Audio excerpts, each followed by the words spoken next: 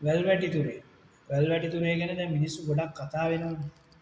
වැල්වැටිතුරේ ප්‍රාදේශ සභාවේ මිනිමරු මුන්ට සාමකුරු කුමරු වුණ අපිට මිනිමරුව මුන්ට කිව්වා උඹලා දන්නවනේ කාටද කියලා.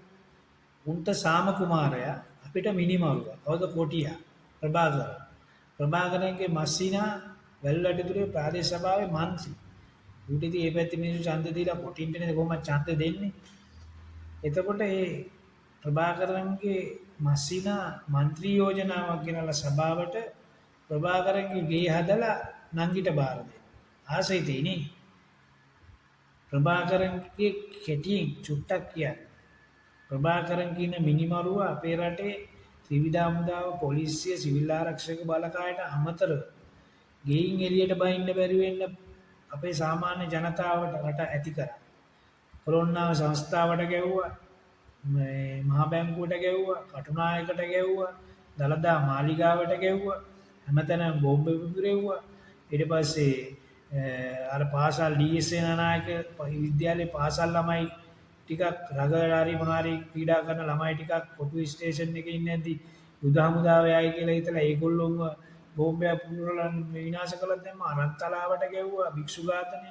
ඒතර කැපිති කොල්ලේ බස් ගාලා එතන ළමයි පොඩි ළමයිගේ බඩවැල් එළියට එන්න බෝම්බ බ්ලාස්ට් කරා. ඒ වගේ නරුමේ අපේ ආර්ථිකයට ලෝක බැංකුව කියන විදිහට ඩොලර් බිලියන 250කට වැඩිය පාඩු කරා. ඒ නරුමයා මුන්ට සාම කුමාරයා වුණා. අපිට නම් නරුමයා නරුමයාම තමයි. මොකද ඕකාව එලවන්න අපි කාපු කට්ට දන්නේ අපි.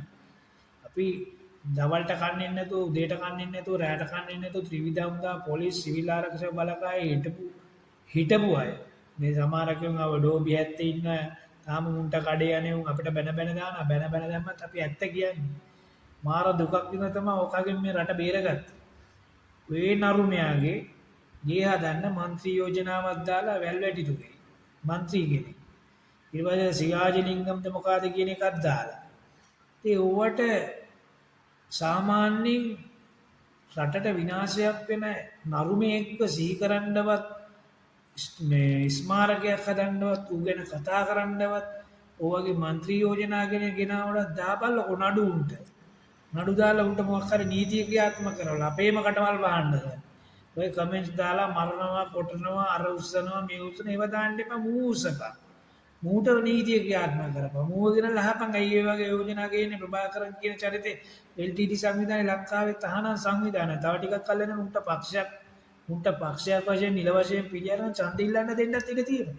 උගේ ෆොටෝ ගාලා පෝස්ටර් ගාලා බැනර් ගාලා කල්පනාවෙන් ඉන්න